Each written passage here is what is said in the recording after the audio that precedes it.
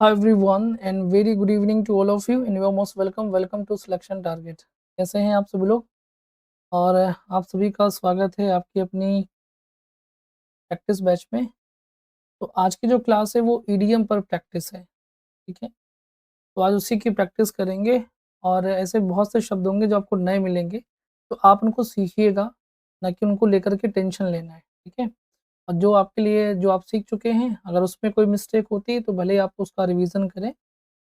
तो चलिए शुरू करते हैं। मैं बढ़िया हूँ, ठीक हूँ, आप लोग कैसे हैं? गुड इवनिंग, नमस्कार, राधे-राधे, आदाब, सत श्री अकाल, प्रणाम, नमस्कार। सेशन बहुत अच्छा होगा डेफ़िनेटली। बस है ना? बस पेशेंस के साथ में करिएगा, टेंशन बिल्कुल मत लीजिएगा, पहले ही आपको बता दे रहा हूँ इसीलिए, है ना?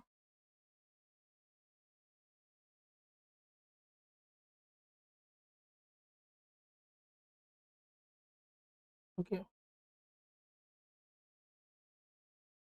तो शुरू किया जाए फिर, ठीक है? चलिए ओके।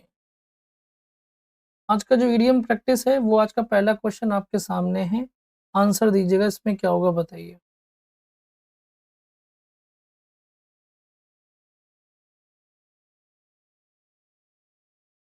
चलिए बताइए। God bless you Siya. All eyes इसमें क्या होगा पहला आपके सामने है, इसका आंसर दीजिएगा। All eyes. चलिए, देखिए ऑल आइज़ का मतलब होता है ना? ऑल आइज़ का मतलब होता है वॉचिंग ईगरली आप यहाँ पर कहेंगे, ठीक है? ऑल आइज़ यानी कि सारी आँखें लगी हुई हैं, ऑल आइज़,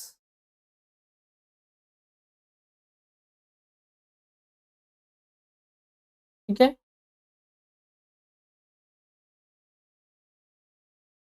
हुँ, यानी कि वॉचिंग ईगरली ये बी ऑप्शन यहाँ पर सही माना जाएगा।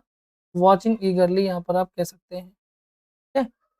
हाँ, क्योंकि सारी आँखें लगी मतलब कि सब लोग उसमें पब्लिक इंटरेस्ट है। सब लोग उसको बहुत ही गौर से देख रहे हैं, बहुत ही ध्यान से देख रहे हैं, इसका ये मतलब होगा, ठीक है? चलिए, नेक्स्ट इन व्हील एंड वो इसमें क्या होगा बताएँ? ठीक है?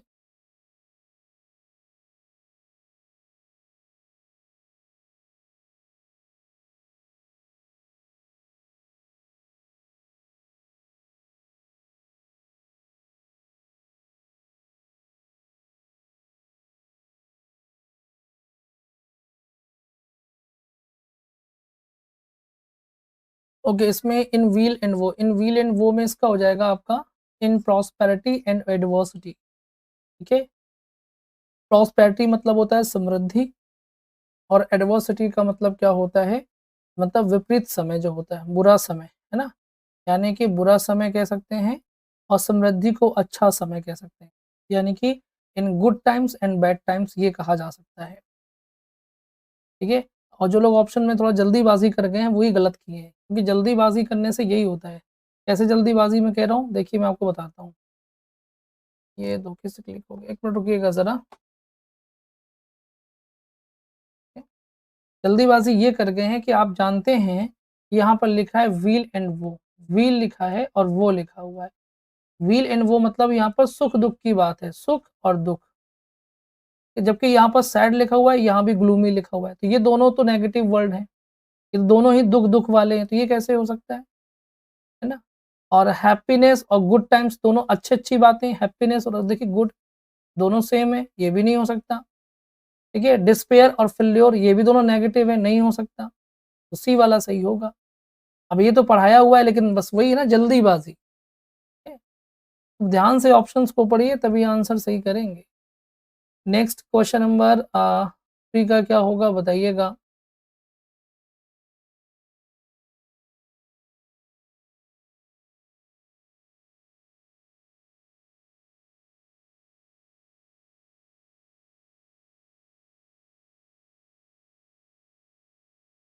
बताइए इसमें क्या होगा? अ ग्रीन हॉर्न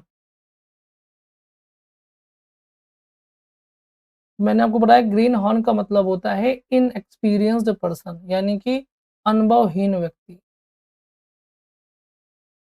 ये अनुभवहीन व्यक्ति वो कहलाता है अ ग्रीन हॉर्न, ठीक है?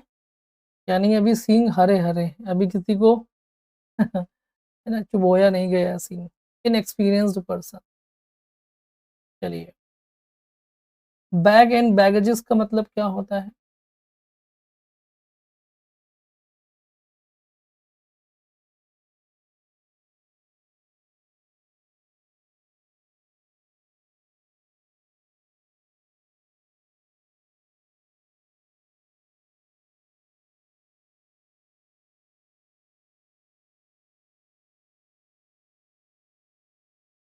बैग एंड बैगेजेस का मतलब होता है with all of one's possessions, ठीक है?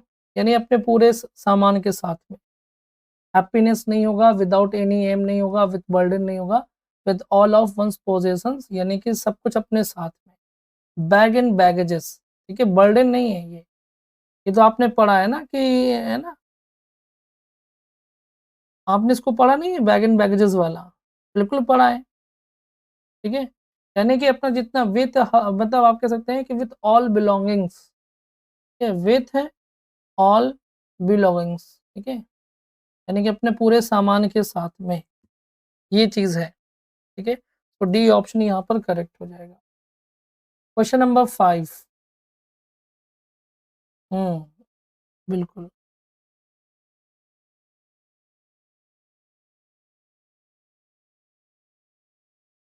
हुँ, बिल्कुल। चलिए इसमें क्या होगा? He was murder in cold blood. Yes, yes. Cold blood का मतलब क्या होता है? इन कोल्ड ब्लड यानी कि डेलिबरेटली, है ना?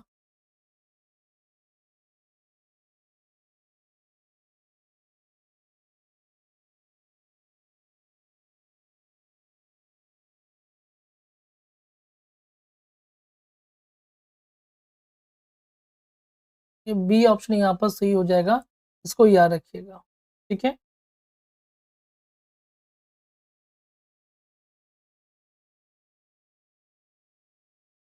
डेलिबरेटली का मतलब क्या होता है? बहुत ही निर्दयता से, ये निर्दयता से। B option is correct. चलिए बहुत बढ़िया। Next question number 6। ये आपके लिए नया हो सकता है। Skeleton in the cup bold,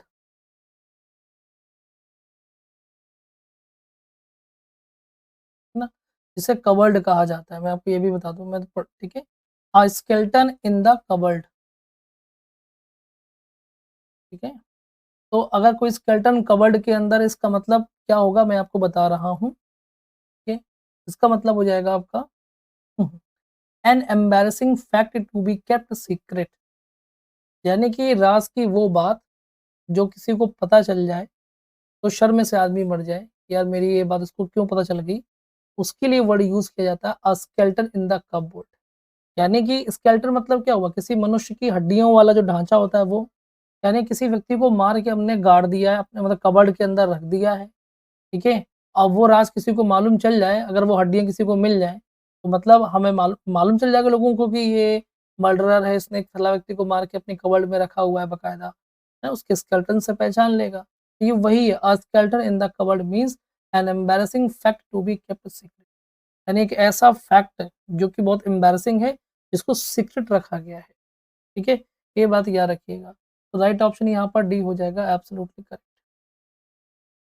ठीक है? नेक्स्ट क्या होगा?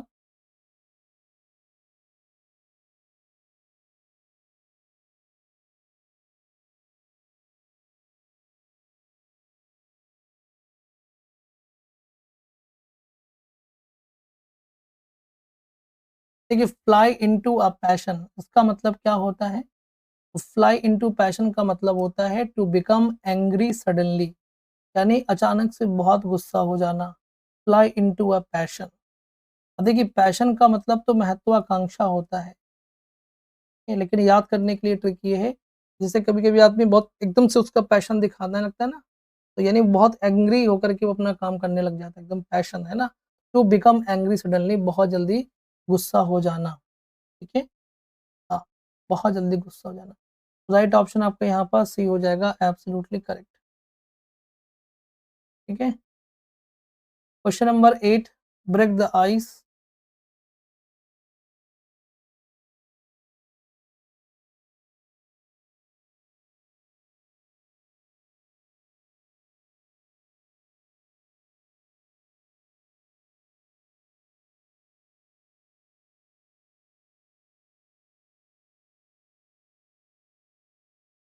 ब्रेक द आइस का मतलब होता है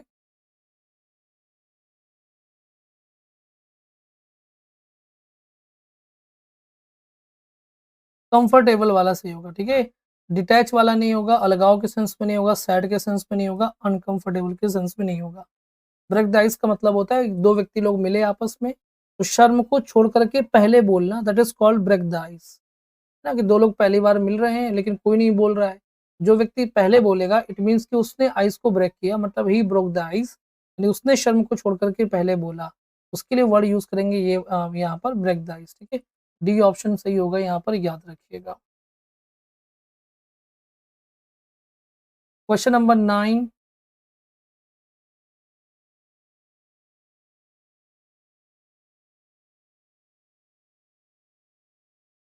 चलिए।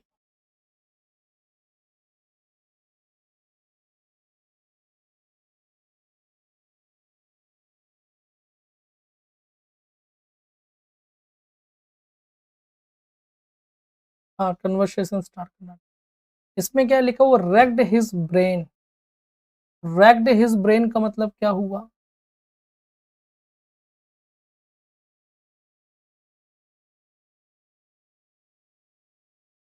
देखिए 9 में सी आंसर होगा, ठीक है। नहीं, सी आंसर कर रहे हैं, सी नहीं होगा, ठीक है। रैक्ड का मतलब होता है ऐसी कोई चीज जो बहुत पेन देती हो, बहुत दर्द देती हो, उसको रैक्ड कहा जाता है, ठीक है। बहुत पीड़ा जिसको हम लोग कहते हैं, ठीक है। रैक्ड मतलब पीड़ा। रैक्ड हिज ब्रेन यानी ब्रेन को पीड़ा देना, मतलब थॉट वेरी हार्ड, यानी कि बहुत मतलब जोर लगा के सोचना किसी चीज के बारे में, थॉट वेरी हार्ड। कभी कभी जब कोई व्यक्ति बहुत पीड़ा में होता है ना, तो बहुत मतलब दिमाग में बहुत एकदम दिमाग फटने लगता है सोचने में, that is called raked his brain, ठीक है। तो थॉट वेरी हार्ड, बहुत जोर से सोचना, ठीक है। हाँ, तो राइट ऑप्शन आपका ए हो जाएगा, एब्सोल्युटली करेक्ट। कोई बात नहीं, आपके लिए नया हो सकता है ये वर्ड, तो इसको याद रखिएगा, कोई टेंशन की बात नहीं है। रेक्ड हिज ब्रेन मतलब दिमाग में जोर डालना, ठीक है। Question number 10, to smell a rat, ठीक है।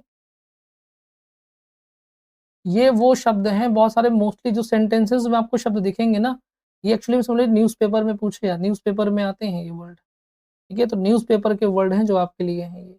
तो स्मेल अ रैट, इसका मतलब तो आप सभी लोग अच्छे से जानते हैं, यानी कि to have reason to suspect, ठीक है। यानी कि मतलब संदेह करना, है ना? जैसे घर पे चूहा मर जाता है ना, तो हम लोग सूंघते फिरते हैं कि बदबू कहाँ से आ रही है, स्मेल कहाँ से आ रही है। फिर चूहा ढूँढते हैं, फिर चूहे को फेंकते हैं। To smell a rat means to have reason to suspect, ठीक है? यानी कि संदेह करना या संदेह का कोई कारण होना, ठीक है?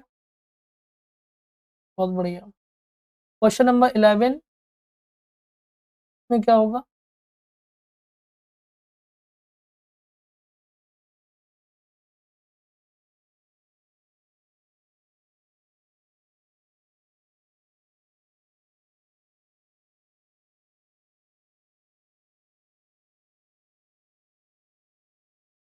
हुँ, हुँ।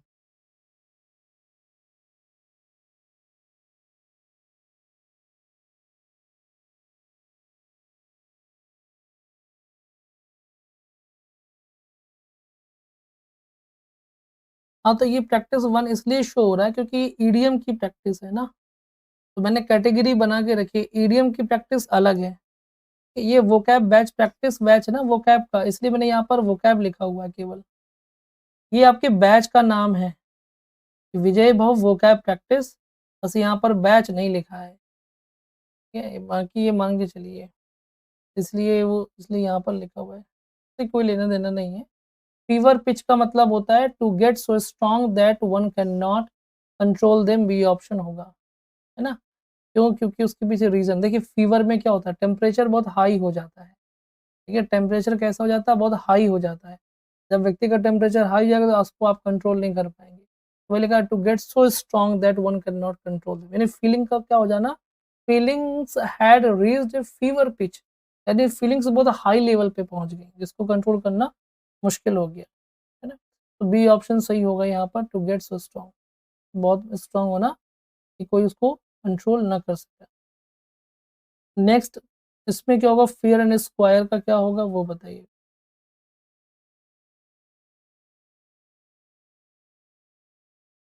ठीक है? फीवर पिच का हिंदी क्या है? हिंदी मतलब कि बहुत स्ट्रॉन्ग फीलिंग का होना जिसे आप कंट्रोल ना कर सकें। ठीक?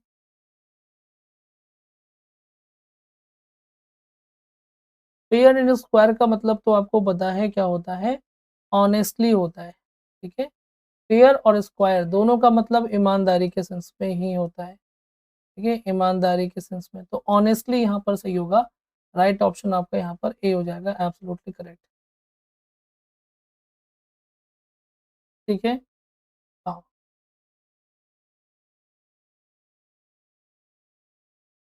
चलिए। ओके। इसके बाद में नेक्स्ट आता है, ठीक है? अब यहाँ पर लिखा हुआ फेयर स्किन्ड लिखा हुआ है। फेयर स्किन्ड का मतलब जानते हैं क्या होता है? फेयर स्किन का मतलब होता है ऐसा व्यक्ति जिसकी त्वचा कैसी हो, बहुत ही ज़्यादा पीली पड़ गई हो, है ना? वो चीज़। लिखने में फेयर मतलब लग रहा है कि जैसे मतलब बहुत गोरा भी कह सकते हैं, लेकिन यहाँ पर गोरा मतलब क्या होता है? बहुत गोरा व्यक्ति पीला-पीला सा लगता है, ऐसा लगता है वो चीज़, है ना? वेग का मतलब होता है अस्पष्ट होता है, अस्पष्ट। चलिए इसमें क्या होगा? अरे भैया कुछ भी फिनिश नहीं हुआ है। ठीक है, मैंने आपको ये बोला था कि मैं एक सेशन ईडीएम का लूँगा, बीच-बीच में ऐसे करके चेंज कर के लूँगा, क्योंकि आप लोग कह रहे थे ना, सिनोनिम्स एंटोनिम्स ही पूछते रहेंगे तो फिर क्या होगा? 3 सेशन में खत्म हो जाएगा, कभी नहीं। 10 तो मैंने वैसे भी प्रॉमिस कर रखा है, ठीक है? इसमें क्या होगा, कट अ पुअर फिगर, इसमें क्या होगा? कट अ पुअर फिगर मतलब होता है to put a bad impression, ठीक है? कट अ सॉरी फिगर कह सकते हैं, कट अ पुअर फिगर कह सकते हैं। इसका मतलब होता है कि कोई अच्छा इंप्रेशन ना दे पाना। ठीक है? यानी कि अगर मैं फ्रेज़ल वर्ब की बात करूँ तो फॉल फ्लैट कह सकते हैं। ठीक है? फॉल फ्लैट यानी कि इंप्रेशन ना दे पाना। तो ये ऑप्शन इज़ करेक्ट हो जाएगा, याद रखिएगा। ठीक है? चलिए बात समझ में आ गई। इसके बाद में नेक्स्ट आता है आपका question number 14, bear the palm. ठीक है? Bear the palm.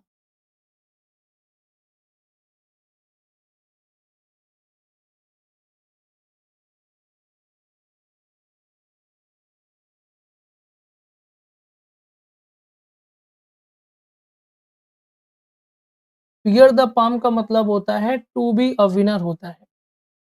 ठीक है? क्या होता है टू बी अ विनर, इसमें क्या होगा? To be a winner. ठीक है? यानी कि विजेता होना। क्योंकि आप देखिए ना, जब 2 लोग लड़ाई लड़ते हैं तो जो लोग जीतता है, उसका हाथ ऐसे किया जाता है ना, पकड़ के हथेली पकड़ के उठाया जाता है कि लो मतलब तुम विनर हो गए। तो वही है टू बी अ विनर। ठीक है? Bear the palm, D option यहाँ पर करेक्ट हो जाएगा। बात समझ में आ गई? हाँ, नहीं, टू ब्रिंग जॉयफुल न्यूज़ ये तो मैंने पढ़ाया है, ये तो मेरा पढ़ाया हुआ ईडीएम है। मैं आराम से इसको कह सकता हूँ कि मैंने पढ़ा है। ठीक है? टू बी अ विनर ऐसे ही समझाया था। इसमें क्या होगा? हाँ, ये न्यू हो सक आपके लिए है। Just add a bit of cheese to your pasta. ना खाने की बात हो रही है, मन ना ललचाए।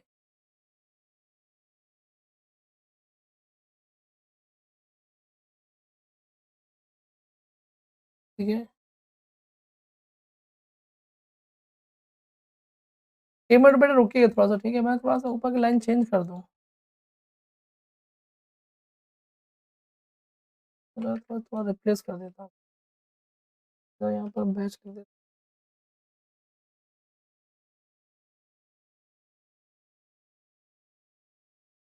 हूँ, बैच का नाम रहेगा।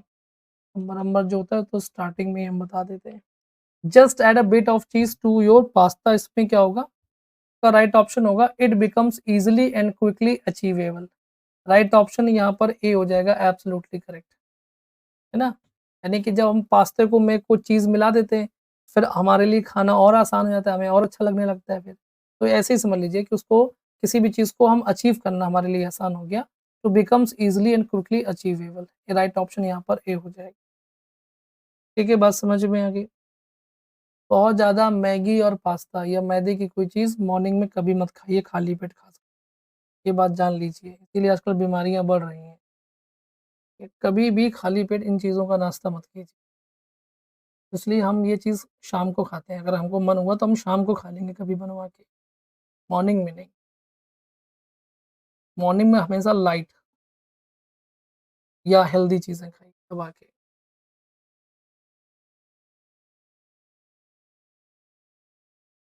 Hit me blow the hand, main आपका मीनिंग ये hit me blow the hand. अरे कितना भी फ़ेवरेट हो, है तो ज़हर ही ना, मैदे की चीज़। चलिए, देखिए hit me below the hand का मतलब यहाँ पर hit me below the belt है, वही सेम मीनिंग, है ना? हिट यहाँ पर ऑप्शन में जाएँगे तो आप ये hit me below the belt और hit me below the hand दोनों का मीनिंग यहाँ पर सेम निकाल लीजिए, यानी अनफेयरली किसी को हिट करना, ठीक है? हिट समवन अनफेयरली, ठीक है? यानी कि किसी व्यक्ति के बारे में कुछ पर्सनल बता देना, ठीक है? बात समझ में आ गया?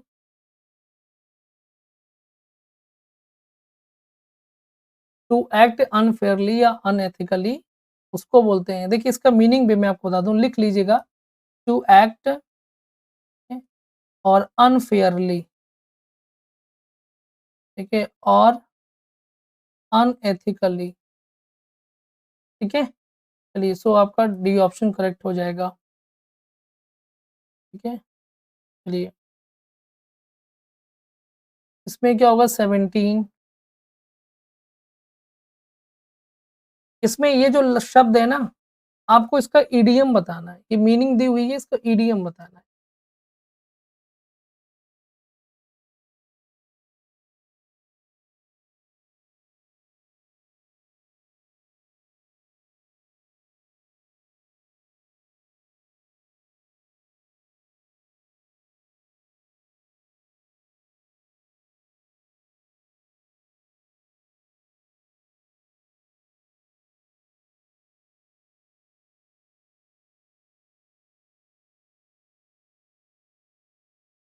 अब देखिए इसमें जो राइट ऑप्शन होगा वो आपका डंकीज़ ईयर होगा, डंकीज़ ईयर्स, है ना? For a very long time यानी गधों के जैसे सालों काम करना, है ना? क्योंकि गधे मेहनती होते हैं, गधों को लोग भले ही बुरा कहें बट गधे मेहनती होते हैं, ठीक है? तो जैसे साइंटिस्ट नहीं होते, बिल्कुल बेचारे-बेचारे मतलब सालों तक काम करते रहते हैं एक-एक प्रोजेक्ट में। तो है ना, वो डंकीज़ ईयर्स कहेंगे उसको for a very long time, A option सही होगा। डक इन द थंडरस्टॉर्म ये भी आपका ईडीएम है और इसका मतलब क्या होता है? इसका मतलब होता है कि मतलब बहुत ही उदास होना, क्या होना? उदास होना, कैसे? अब थंडरस्टॉर्म मतलब तूफ़ान, अब तूफ़ान में कौन है? डक। अब सोचिए बहुत तूफ़ान हो और एक बतख हो, तो भाई वो तो उदास होगी ना, डरेगी ना कि अरे यार मतलब इतने तूफ़ान में भगवान हमारा पता नहीं क्या होगा, तो उदास हो जाएगी। और डाई इन हार्नेस का मतलब होता है काम के दौरान मृत्यु हो जाना, यानी नौकरी के दौरान, सर्विस के दौरान मृत्यु हो जाना। और डेमोक्लिस सोल्ड का मतलब होता है एक एक कांस्टेंट डेंजर यानी कि ऐसा खतरा जो हमेशा मंडराता रहता है, उसे हम डेमोक्लिस सोल्ड कहते हैं। जैसे आपके ऊपर राक्षस की तलवार लटकती रहे ना, वही फ़ील करिए, ठीक है? तो कांस्टेंट डेंजर कह सकते हैं आप। इसके बाद में 18 का आंसर दीजिएगा, क्या होगा बताइए?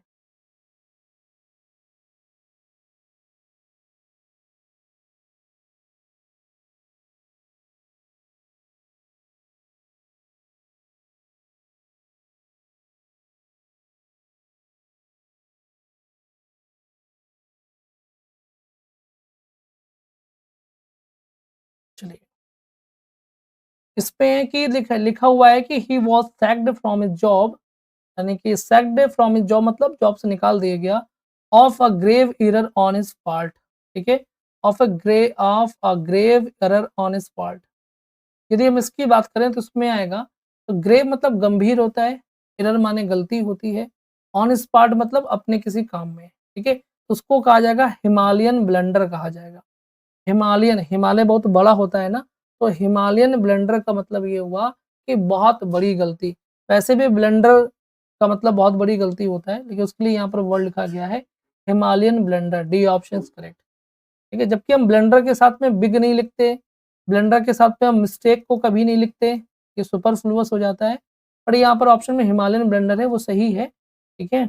ये वर्ड यूज़ होता है एक फ्रेज़ के रूप में, जिसका मतलब होता है बहुत बड़ी गलती। ठीक है? सो डी ऑप्शन यहाँ पर सही हो जाएगा। बात समझ में आ गई? चलिए, अब लिखा है रेनिंग कैट्स एंड डॉग्स, तो रेनिंग कैट्स एंड डॉग्स का मतलब होता है कि मूसलाधार बारिश का होना। ठीक है? बात समझ में आ गया? ठीक है? और इसमें लिखा हुआ है कि minding one's p's and q's. ठीक है? यानी कि अपने मैनर्स और बिहेवियर पे बहुत ही केयरफुल रहना। बोलते हैं जैसे माइंड योर लैंग्वेज या माइंड योर टंग, है ना? तो वही है minding one's p's and q's, मतलब कि बी केयरफुल टू योर मतलब about your manners and behaviours. ठीक है? और picking holes in one's coat का मतलब क्या होता है? 80 यहाँ होना चाहिए। तो इसका मतलब होता है कि किसी को क्रिटिसाइज़ करना, ठीक है? किसी की गलतियाँ ढूँढना, क्रिटिसाइज़ करना किसी को, ये आप कह सकते हैं, ठीक है?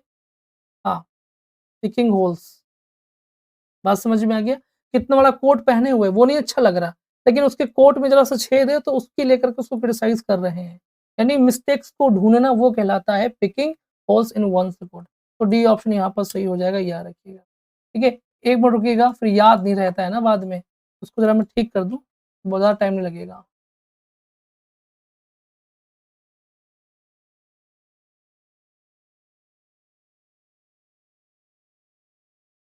हो गया, ठीक है? चलिए, अब नेक्स्ट आंसर दीजिए, इसमें क्या होगा बताइएगा?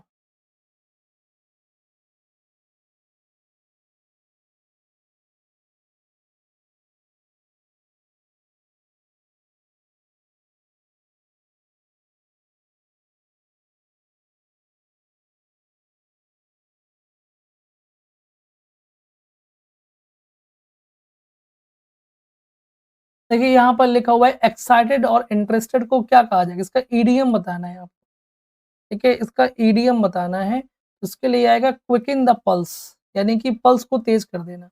जब आप एक्साइटेड होते हैं, ठीक है? तो आपकी जो धड़कन है या जो पल्सेस है, वो तेज़ हो जाती है कि नहीं हो जाती? आप मुझे बताइए। ईडीएम्स कुछ नहीं है, ईडीएम क्या है? केवल एक सोच, मतलब एक मुहावरा है, उसको फ़ील कर लीजिए ना, कभी गलत नहीं होगा। आप पढ़िए ना, लिखा है कि pull out all the stops, ठीक है? इसका मतलब क्या हुआ कि all the stops, pull out all the stops, यानी कि जो चीज़ भी आपको रोकती है, उस सब चीज़ को आप खींच के बाहर निकाल देना। मतलब कि आपने हर तरह की कोशिश की, जो-जो बाधाएँ आपके सामने आई, आपने हर एक बाधा को नाका। तब भी आप, तो इसको हम बोलते हैं कि यथासंभव पूरी कोशिश करना, that is called pull out all the stops. ये है run around in a circle, ये सर्कल है, ठीक है? और कोई व्यक्ति सर्कल पे भागे, तो क्या होगा? तो जहाँ से भागेगा फिर वहीं पहुँच जाएगा, जहाँ से भागेगा फिर वहीं पहुँच जाएगा, जहाँ से भागेगा फिर वहीं पहुँच जाएगा।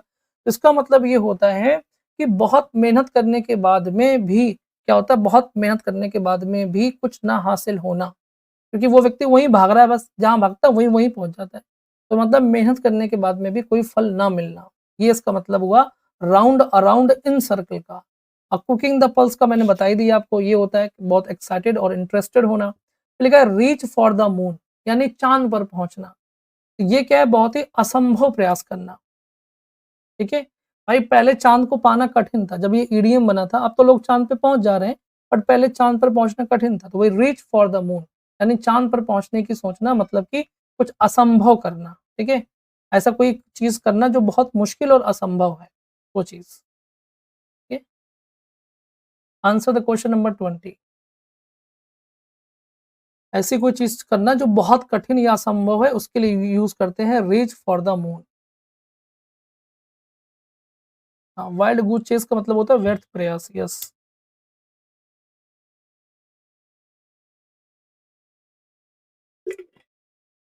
देखिए लैटिन एंड ग्रीक का मतलब क्या होता है?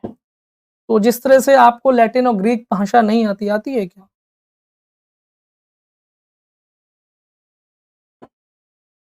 क्या लैटिन और ग्रीक आती है आपको? नहीं आती, मुझे भी नहीं आती। ये हो जाएगा इनकॉम्प्रिहेंसिबल यानी कि जो आपके समझ से परे हो, ठीक है? जो आपके समझ से परे हो, उसी को कहा जाता है लैटिन ग्रीक। ये भी पढ़ाया, कोई दिक्कत नहीं है, D option is absolutely correct हो जाएगा। ठीक है, बात समझ में आ गई, है ना? इसके बाद में 21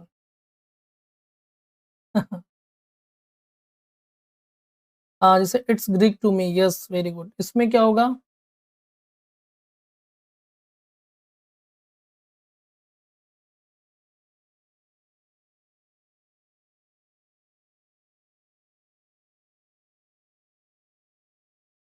Some people still feel that they have very little freedom to be innovative in their work. Very little freedom का मतलब क्या होगा? ये पढ़ाया हुआ है मेरा।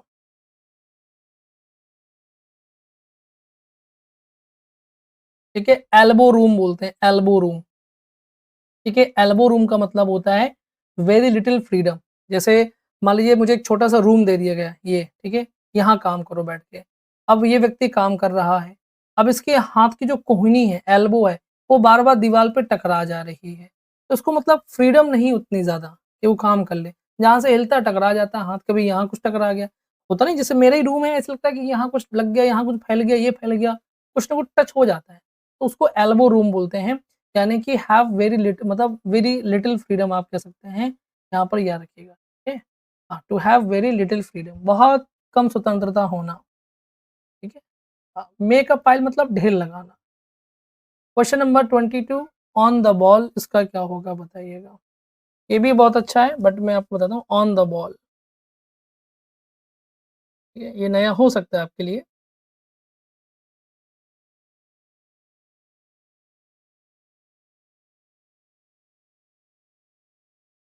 ऑन द बॉल, ठीक है? तो ऑन द बॉल का मतलब होता है कि आप कह सकते हैं टू बी अलर्ट, यानी कि सावधान होना। इसको आप ऐसे याद कर सकते हैं ऑन द, है ना? ठीक है? चलिए, ऑन द बॉल मतलब टू बी अलर्ट, ठीक है? ये आप इसको कैसे कैसे कहेंगे, इसको याद रखिएगा।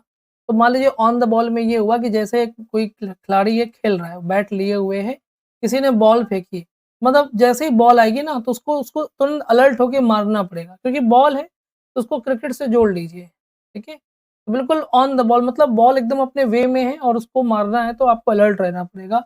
टू बी अलर्ट ऐसे आप बना लीजिएगा, आपको याद हो जाएगा। ठीक है, बात समझ में आ गई? चलिए, क्वेश्चन नंबर 23 का क्या होगा बताइए? ठीक है?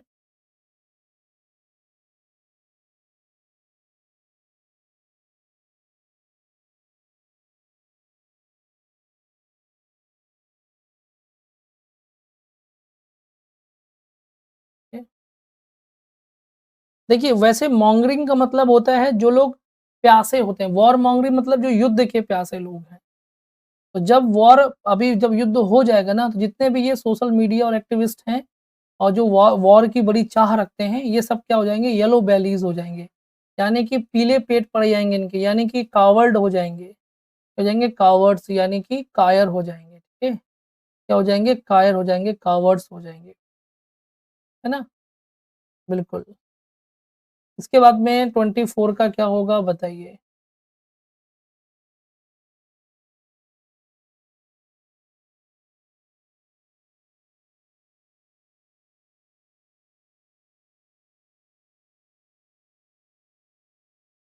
A rolling stone gathers no mass.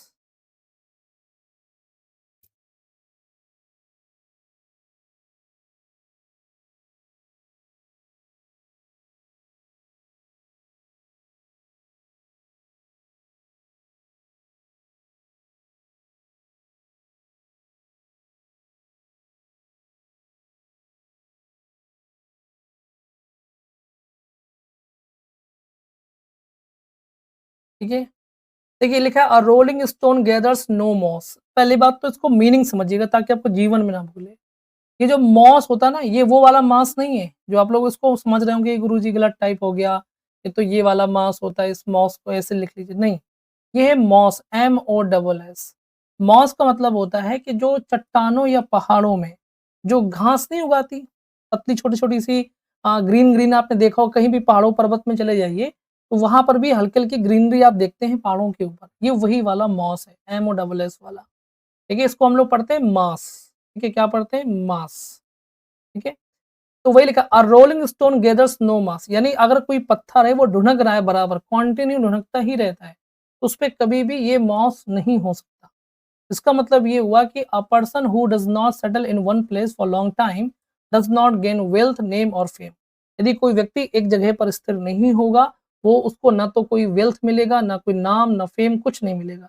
इसलिए हर व्यक्ति को स्टेबल होना चाहिए अपनी लाइफ में। ठीक है? तो ये वही है a rolling stone gathers no मास। कितना अच्छा इडियम है और बहुत कुछ सीखने को भी मिलता है इसको। ठीक है? जो भागते रहते हैं ना यहाँ-वहाँ, उनके लिए ये यूज़ किया कीजिए। है ना? यू शुड बी है ना? Uh, hmm, you can not be a rolling स्ट या you should not be a rolling stone. ठीक है? Because a rolling stone gathers no moss. आप बोल सकते हैं इस तरह से। Mossy rocks in Lucy poems. क्या बात है मोनिका जी! ऐसे ही याद होनी चाहिए हर चीज़ें। Very good. तो इसमें आएगा सॉरी नेक्स्ट क्वेश्चन भी तो मैं दे दूँ? मैं तो वहीं अटक के रह गया। इसमें क्या होगा बताएँ? The great director Satyajit Ray, after receiving the honor academic award from Audrey Hepburn in his Kolkata home, क्या हुआ उनके साथ में?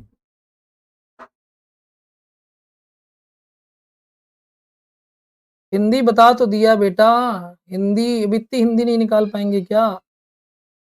अब हिंदी मैंने बता भी दी कि जो व्यक्ति एक जगह पर स्थिर नहीं रहता है, उसे ना धन मिलता है, ना नाम मिलता है, ना फ़ेम मिलता है। ठीक है? यानी कि ना प्रसिद्धि मिलती है, ना धन मिलता है। अब देखिए यहाँ पर आएगा द ग्रेट डायरेक्टर। अच्छा इसकी हिंदी पूछ रहे हैं अगर आप, तो बेटा इतनी हिंदी निकालना आना चाहिए क्योंकि एग्ज़ाम में तो मैं आपको हिंदी नहीं बताने आऊँगा, ठीक है? अगर आप इसकी हिंदी पूछ रहे हैं तो ये बहुत गलत बात है। बताने में हमको प्रॉब्लम नहीं है, लेकिन आप एग्ज़ाम में बैठोगे तो वहाँ हिंदी कौन समझाएगा आपको? ये मेरे कहने का मतलब है।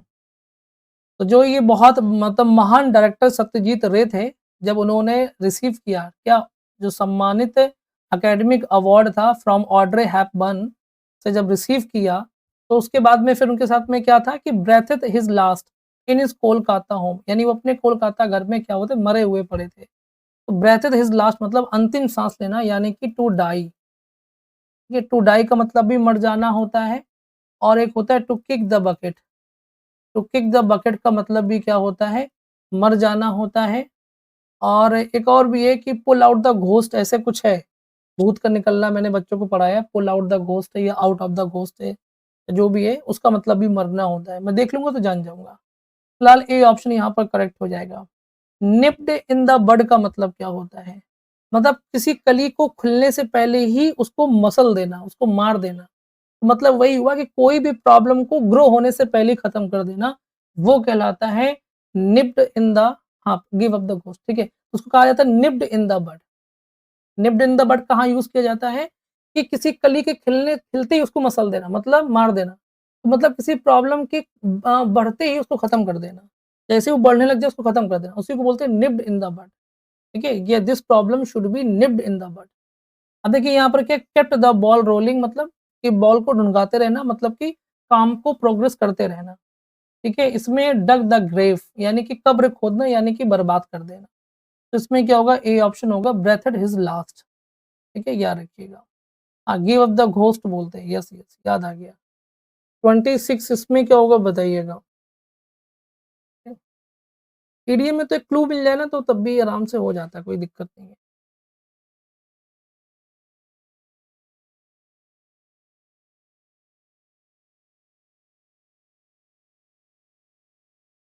इडियम्स को हिंदी मुहावरों से जोड़ लिया कीजिए, काफ़ी हेल्प मिलेगी आप काफ़ी नहीं बल्कि बहुत हेल्प मिलेगी। जैसे लिखा है ना born with a silver spoon, ये तो सब कोई जानता है कि है ना? कहाँ पैदा होना born to riches and luxury मतलब अमीरी खानदान में पैदा होना, ठीक है? B option is correct.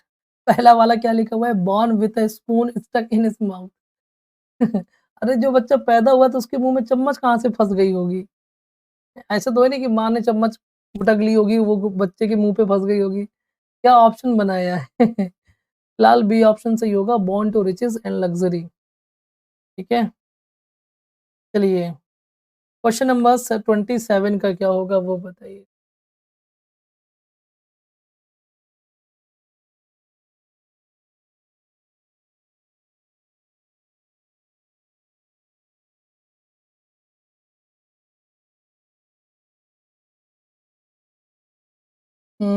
बढ़िया रेशो, गुड। लिटरेचर में भी आप लोगों की तो पकड़ बहुत अच्छी है। इसमें क्या होगा, the world needs a global leader who can hold out a gesture of peace. तो hold out a gesture of peace का मतलब क्या होगा? ये मैंने पढ़ाया है, ठीक है? ये मैंने पढ़ाया है और वो है an olive branch. Olive branch मतलब ऑलिव की जो फूल होते हैं वो कैसे होते हैं? व्हाइट व्हाइट होते हैं और व्हाइट जो होता है वो पीस पीस को डिनोट करता है, इसलिए एन ऑलिव ब्रांच यहाँ पर सही होगा। ठीक है, मदर विट भी एक ईडियम है और इसका मतलब होता है कॉमन सेंस, ठीक है, या जनरल मतलब कॉमन नॉलेज, जो हर माँ को होती है कि जुकाम हो जाए तो ये खा लो, बीमार हो रहे हैं तो ये कर लो, दर्द हो रहा है ये लगा लो, चोट लग गई ये कर लो, ये सब क्या मदर विट्स है ना, मदर विट, कॉमन सेंस आप यहाँ पर कह सकते हैं। ये हेल्सियन डेज का मतलब होता है वो दिन जो बड़े ही बहुत ही मतलब बहुत ही खुशनुमा दिन थे, उन दिनों को हेल्सियन डेज कहा जाता है। ठीक है, ग्रास विडो किसे कहा जाता है? तो ऐसी महिला, ठीक है, जो अपने हस्बैंड से दूर रहती है, चाहे उसका डाइवोर्स हुआ हो या किसी और रीजन से, या उसका हस्बैंड बाहर कमाने गया हो। तो मैं ये ईडियम वाला मैंने एक बार पढ़ाया था बहुत पहले, और उसमें से एक महिला ने मुझसे क्वेश्चन कर दिया, सर क्या हम ग्रास विडो हैं? वो चीज़ मुझे इतनी बुरी लग गई कि मैंने उसको पूछना ही छोड़ दिया। ठीक है? लेकिन मैंने आपको नॉर्मली समझाया, आप विडो का मतलब हमेशा वो विधवा नहीं होता जिसका हस्बैंड ना रहे। यहाँ पर विडो, ग्रास विडो का मतलब ये हुआ कि कोई महिला है, उसका हस्बैंड दूर रहता है, बाहर कमाता है, तो वो ग्रास विडो है। ठीक है? अकॉर्डिंग टू अंग्रेज, तो आप अपने आप पर मत लिया कीजिए कोई भी, क्योंकि हर किसी का आदमी कोई ना कोई बाहर रहता है। ठीक है? बाकी एन ऑलिव ब्रांच, सो डी ऑप्शन यहाँ पर करेक्ट हो जाएगा। याद रखिएगा, ठीक है? मैंने उस दिन से ये ईडीएम पढ़ाना ही छोड़ दिया, जितना मन में लग गया कि जिनके उनको क्या फ़ील होता होगा। मैंने पढ़ाना ही छोड़ दिया, मैं कहा हटाओ। है तो ये स्टडी, है ना? लेकिन कोई-कोई सीरियस ले जाता है बच्चा बहुत। हैं, मुझे फ़ोन कर दिया उन्होंने तुरंत, पढ़ाने जैसे ही फ्री हुआ पढ़ा के, मन को चुभ गई, मैंने कहा लेकिन मैं आज आ गया तो आपको बता दिया। नोबडी, है ना? हाँ, बहुत लोगों के हस्बैंड दूर रहते हैं भाई, बहुत सारी महिलाएँ जॉब करती हैं, उनके भी रहते हैं। चलिए इसमें क्या होगा, nobody in the conference seem to believe the cock and bull story. तो कॉक एंड बुल स्टोरी तो पता है कि वाइल्डली एग्ज़ैजरेटेड और फॉल्सिफाइड स्टोरी, यानी बहुत बढ़ा-चढ़ा करके या झूठी कहानी बनाना, ठीक है? हाँ, यानी कि इसको आप कह सकते हैं कि कॉनकॉक्टेड स्टोरी, ये मैंने लिखवाया कि एन कॉनकॉक्टेड स्टोरी, यानी मनगढ़ंत कहानी, ठीक है? एग्ज़ैजरेटेड मतलब होता है बढ़ा-चढ़ा कर किसी चीज़ को बोलना, तो B option is absolutely correct हो जाएगा, ठीक है? चलिए बढ़िया, very good. Question number 29, the game is now in full swing. Full swing idiom इसका क्या मतलब होगा?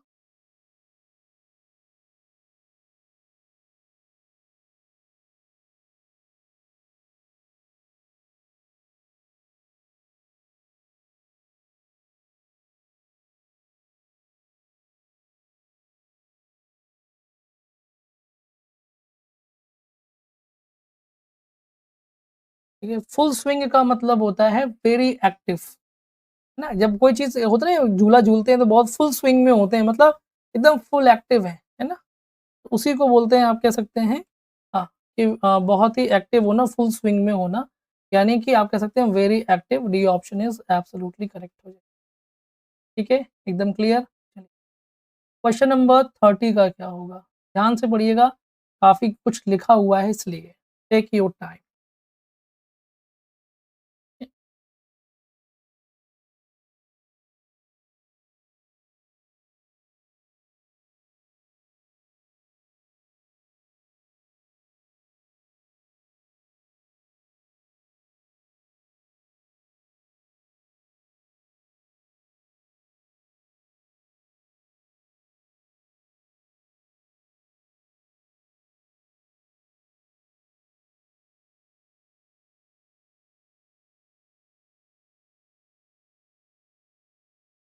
हुँ, गुड। में क्या होगा बताइए?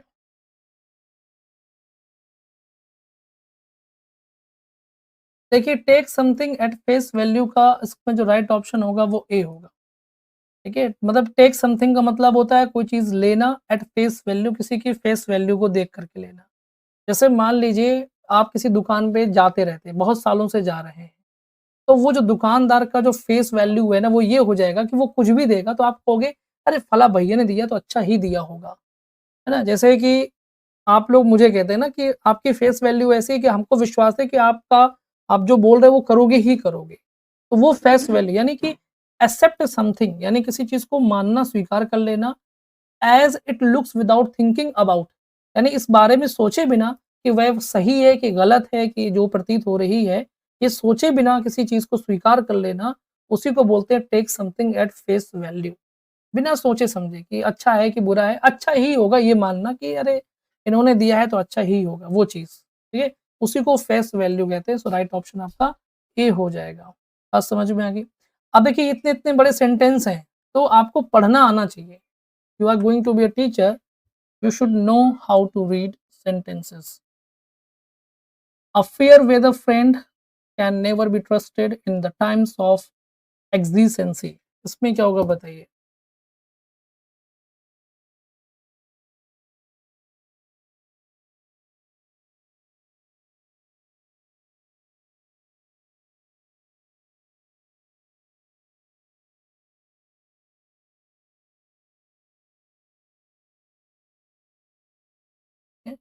देखिए एक्सीजेंसी का पहले मैं मतलब आपको बता देता हूँ। मतलब बहुत इमरजेंसी टाइप का। एक्सीजेंसी मतलब इमरजेंसी या तत्कालिकता जिसको बोलते हैं वो चीज़। अब फिलहाल ये ईडीएम है कि अफेयर विद अ फ्रेंड यानी कि सेल्फिश फ्रेंड एक ऐसा दोस्त जो बड़ा ही स्वार्थी होता है। जब आप सुखी और समृद्ध हो तब आपका दोस्त बन जाए और जब आप गरीब हो जाएँ तो आपसे मतलब खत्म कर दे ऐसा friend affair with a friend कहलाता है। और मुझे लगता है ऐसे फ्रेंड से तो दुनिया भरी पड़ी है। सी ऑप्शन इज़ करेक्ट, है ना? ऐसे फ्रेंड से दुनिया भरी पड़ी है। लिखा हुआ है कजल वन्स ब्रेन ये भी मैंने पढ़ाया है, याद कीजिए ध्यान से।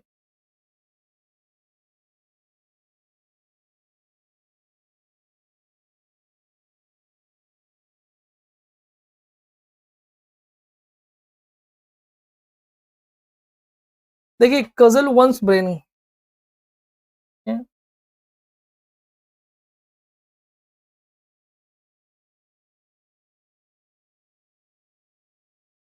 ये कजल का मतलब क्या होता है? गदा मारना, ठीक है? गदा मारना, गदा, जो हनुमान जी का गदा नहीं वो। इसको ब्रेन यानी कि ब्रेन में तो मतलब ब्रेन में गदा मारना मतलब टू थिंक हार्ड, है ना? दिमाग पे ज़ोर डालना कि अरे क्या था, क्या था, क्या था? ये नहीं याद आ रहा। हम ऐसे ठोकते नहीं, क्या था, याद नहीं आ रहा, तो ये गदा ही मार रहे हैं हम। ये गदा की ही तो आकृति है, आगे इतना मोटा-सा जैसे गदा नहीं होती वो चीज़, तो ये वही तो है। बस लोहे की नहीं हमारा हाथ का बना हुआ है वो चीज़। Puzzle one's brain to think hard so B option is absolutely correct हो जाएगा। ठीक है? क्वेश्चन नंबर 33 इसमें क्या होगा?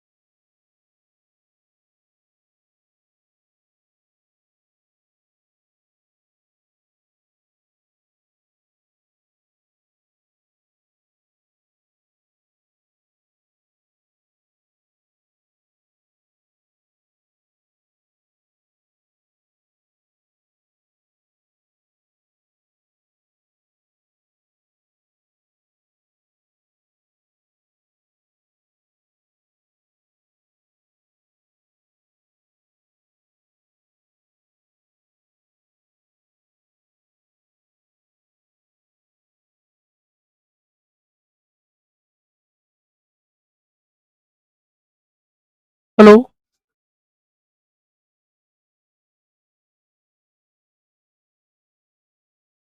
चलिए अब क्लियर हो गई है, कोई नहीं, ठीक है, बैटरी डिस्चार्ज हो गई थी और कुछ नहीं है, ठीक है। तो यहाँ पर आएगा बाय फिट्स। मैं ये कह रहा था कि अगर किसी व्यक्ति को अपनी स्टडीज़ में परसिस्ट मतलब रहना पड़ेगा, कोई भी व्यक्ति हो उसको अपनी स्टडीज़ में परसिस्ट रहना पड़ेगा, अगर वो अपनी ड्रीम जॉब पाना चाहता है।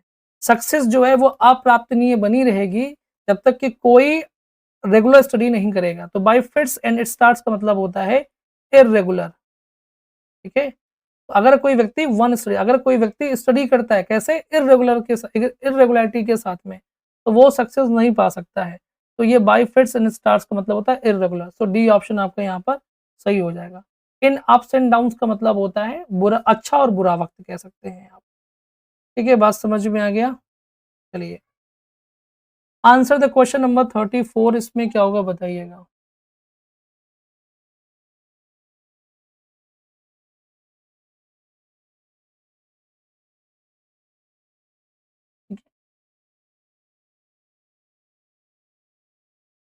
I bought some extra copies from the stationery shop. These may come in handy during exams. चलिए,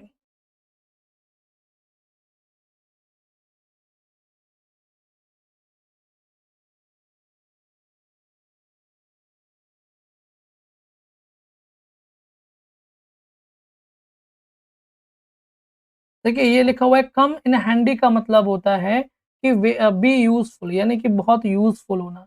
ये मैंने आपको पढ़ाया कम इन हैंडी, यानी कोई चीज़ जो हमारे हाथ में रहती है वो कौन-सी होती है? जो यूज़फुल होती है। क्या हम अच्छा आप खुद सोचिए, क्या हम हाथ में यूज़फुल चीज़ों को लेना पसंद करेंगे कि बेकार की चीज़ों को लेना पसंद करेंगे? तो कम इन हैंडी ऐसे याद कर लीजिएगा कि यूज़फुल चीज़ों को लेना पसंद करें। तो बी यूज़फुल हो जाएगा, यहाँ पर याद रखिए। ठीक है? 35 प्ले इट बाय ईयर, इसमें क्या होगा बताइएगा?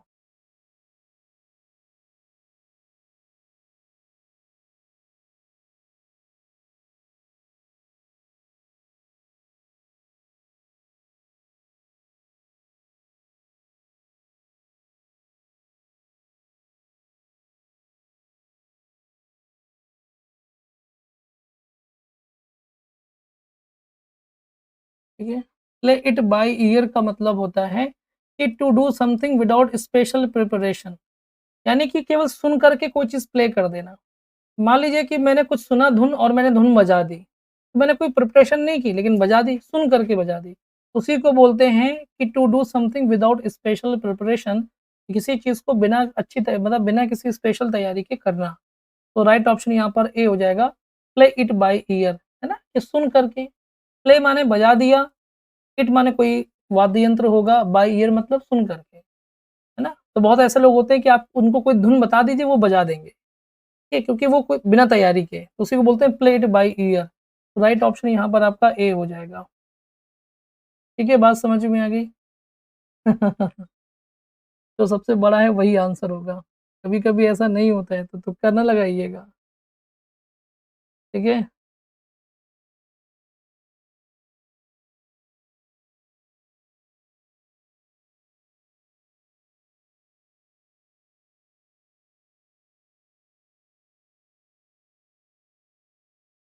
ऑन क्लाउड 9 ये भी मैंने आपको पढ़ाया है, ठीक है? अभी आगे मिलेगा आपको, हाँ, जो आप लिख रहे हैं। लेकिन ये देखिए one has to the risk associated with global warming, ठीक है? तो ग्लोबल वार्मिंग के लिए हो जाएगा बियर इन माइंड, ठीक है? बियर इन माइंड, ठीक है? यानी कि बियर इन माइंड का मतलब क्या हुआ, ठीक है? यानी किसी चीज़ को क्या करना कि याद रखना, ठीक है? दिमाग में रखना कि हमें मतलब सजग रहना चाहिए। One has to bear in mind, यानी कि दिमाग में रखना चाहिए रिस्क को जो कि ग्लोबल वार्मिंग से जुड़े हुए हैं।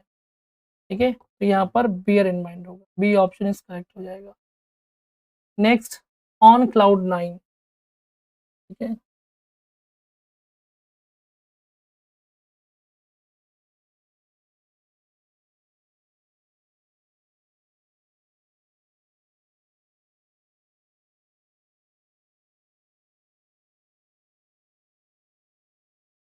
ठीक है? ऑन क्लाउड 9 का मतलब होता है वेरी हैप्पी, बहुत खुश होना।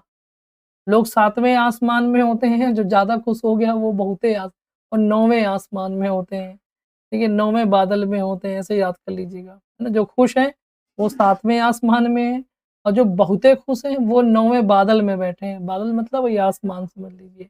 तो वेरी हैप्पी यहाँ पर हो जाएगा, ठीक है? समझ में आ गई बात बेटा? चलिए बढ़िया। इसके बाद में नेक्स्ट आता है 38 someone's heart is in the right place. आराम से पढ़िए, काफ़ी कुछ लिखा है।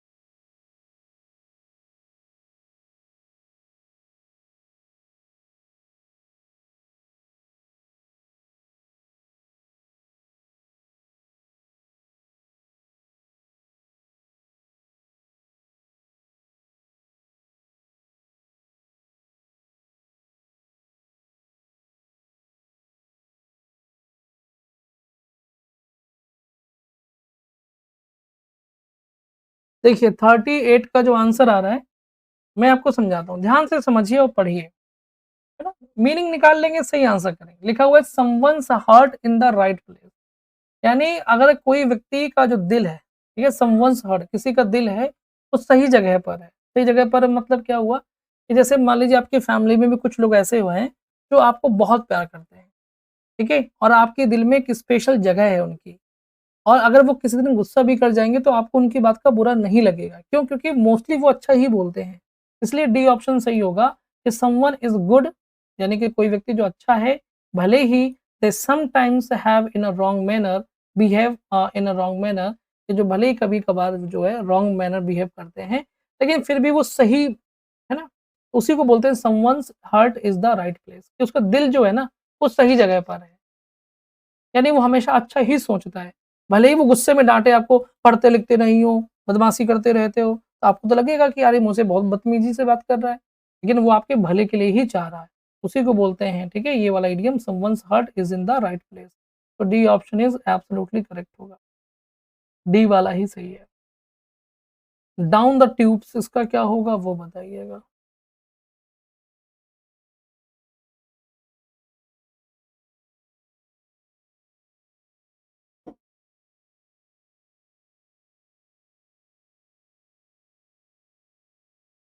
ठीक है?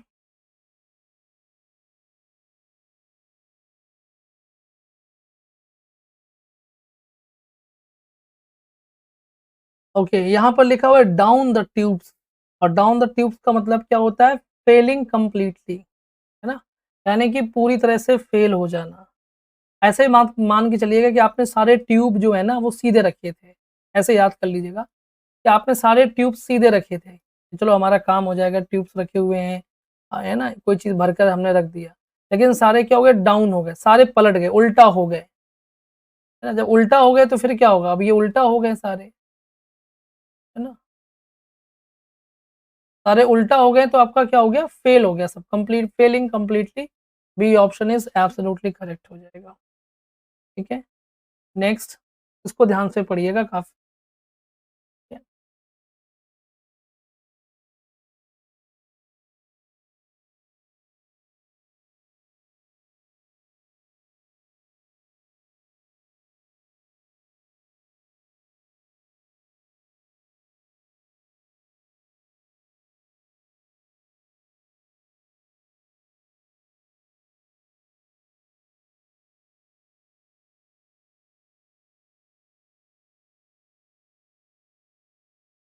APJ Abdul Kalam's house located on Mars Street was within the reach of the famous temple of Rameshwaram. It was just from it. तो ये हो जाएगा अ स्टोन्स थ्रो अवे, ठीक है? ये ईडीएम मैंने आपको पढ़ाया है। जिनको नहीं पता है, फिर पढ़ा नहीं है आपने ढंग से। लिखा हुआ है अ स्टोन्स थ्रो अवे, मतलब एक पत्थर की दूरी पर, यानी एक पत्थर के फेंकने की दूरी पर, मतलब कि नियर पास पे होना, ठीक है? पास में होना। जैसे मान लीजिए हमारा आपका घर पास है, इतना पास है कि अगर मैं एक पत्थर फेंक के मारूँ तो आपके घर पे गिरे, और आप फेंक के मारे तो मेरे घर पे गिरे, ठीक है? तो वो चीज़ क्या होता है? नियर मतलब पास में।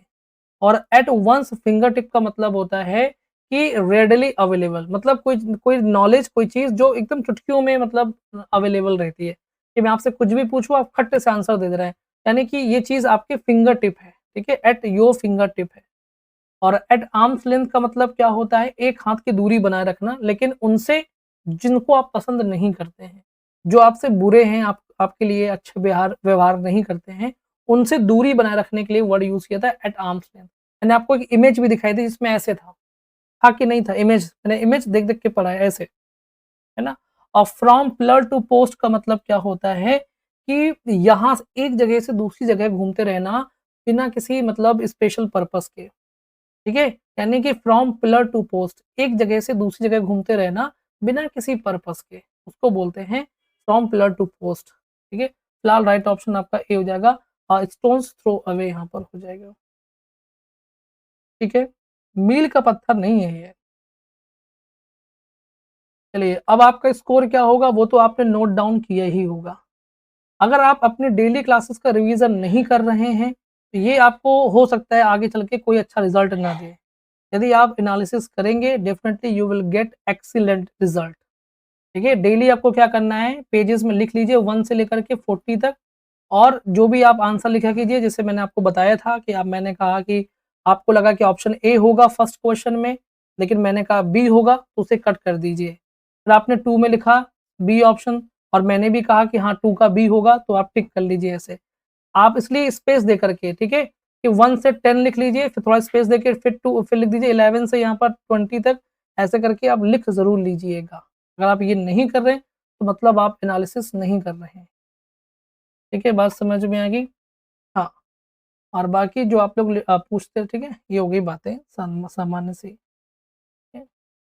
चलिए, और लिटरेचर की तैयारी के लिए अगर आपको लिटरेचर का प्रैक्टिस बैच चाहिए, तो समीर पाठशाला सर के यहाँ चल रहा है टीजीटी स्पेशल बैच, जो कि प्रैक्टिस बैच है और शाम को 8:30 बजे चल रहा है। ठीक है? हमारे पास भी क्वेरीज़ आती हैं क्योंकि बच्चे सब जगह समान ही हैं, पढ़ने वाले, तो वो पूछते रहते हैं। इसलिए हम बता देते हैं स्पष्ट कि आप पढ़ना चाहें तो आप उनको देख सकते हैं। ठीक है? चलिए, है ना? ये भी लिखने का मेथड आप लोग हाँ, बदल लीजिए। क्या होता है कि हमेशा जो नंबर आपके आते हैं वो स्कोर ऊपर रहता है। ठीक है? जैसे आपके आए मतलब 30 आए, 30 आउट ऑफ 40 ऐसे लिखा जाता है। कुछ बच्चे ऐसे लिख देते हैं। ये लिखने का पैटर्न ठीक कीजिए। अगर आप टीचर बन गए और ऐसा आपने कॉपी में लिख दिया ना, तो भाई बहुत थू-थू हो जाएगी, बहुत किसी ने देख लिया अधिकारी ने अगर। जवाब तलब हो जाएँगे आप तुरंत, ठीक है?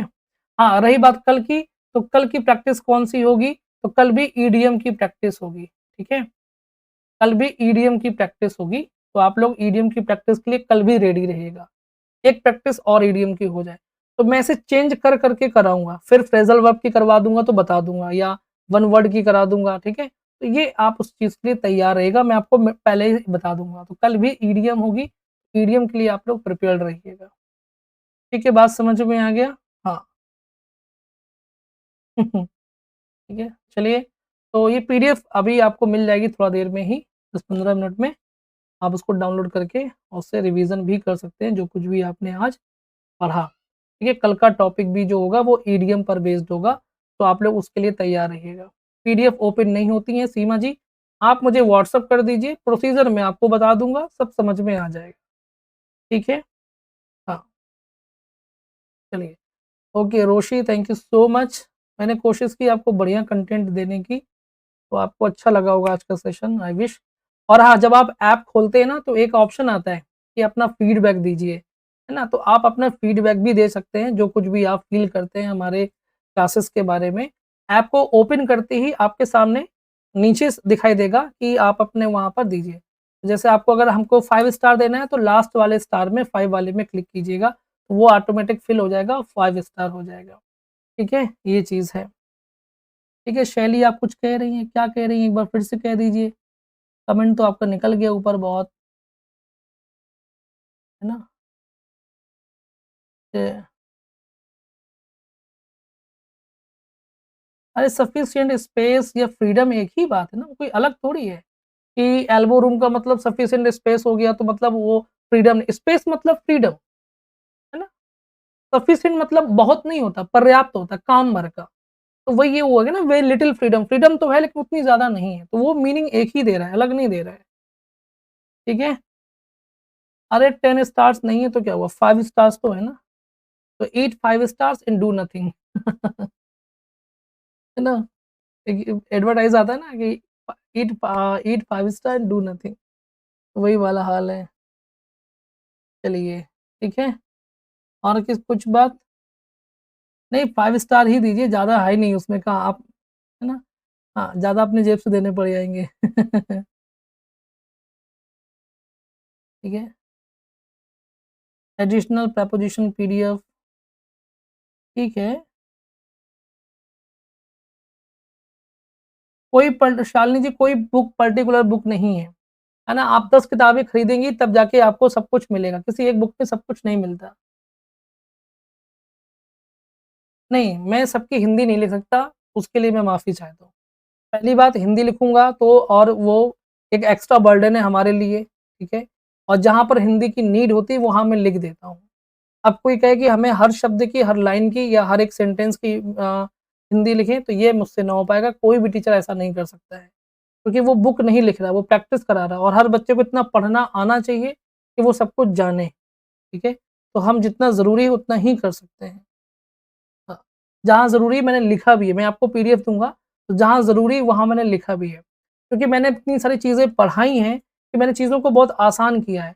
इतना मेहनत करने के बाद भी अगर मैं हर लाइन का, हर एक उसका मैं लिखने लगूँगा, तो मुझे लगेगा कि मैंने क्या पढ़ा है। हाँ, जिन्होंने नहीं पढ़ा है वो पढ़ें, ठीक है? सीखें और मेहनत करें और तभी वो फ़ायदा होगा उसका, ठीक है? चलिए, तो आज के लिए बस इतना ही है। अब आपसे मुलाकात होगी कल बाकी बच्चों से ग्रामर की क्लास में शाम को 7 बजे। ठीक है? आज टेंस की प्रैक्टिस है, याद रखिएगा 7 बजे ग्रामर में। चलिए, सो बाय बाय, टेक केयर, नमस्कार एंड जय हिंद।